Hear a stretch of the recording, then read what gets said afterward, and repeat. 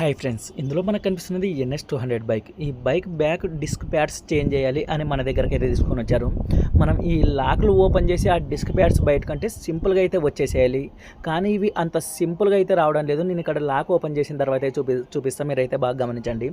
మనం screw driver తీసుకొని కాస్త బయటికి లాగేసామంటే సింపుల్గా అయితే వస్తాయి. లోపల ఉన్న సిలిండర్ అనేది కాస్త లోపలికైతే ప్రెస్ అయితే చేసుకోవాలి. దీనికి ప్రెస్ చేసి అయితే ట్రై చేశాను. సిలిండర్ అనేది ఎట్టి పరిస్థితుల్లో అయితే నేనైతే లోపలికి వెళ్ళాను అని అయితే చెప్తుంది. అందుకని మొత్తం అయితే మనం సిలిండర్ అయితే బయటకైతే తీయడం అయితే జరుగుతుంది. డిస్క్ ప్యాడ్స్ అయితే బయటకైతే తీసేసాను. మీరైతే చూడండి, లోపల ఉన్న ఇనుము అయితే బయటకు వచ్చేసింది. మనం ఇలా డ్రైవ్ చేసామంటే పూర్తిగా డిస్క్ ప్యాడ్స్ అరిగిపోయినా కూడా అలాగే డ్రైవ్ చేసామంటే ఆ సిలిండర్ అనేది లోపలికి పోకుండా ఆ బోరింగ్లు అనేది టైట్ అయిపోతాయి.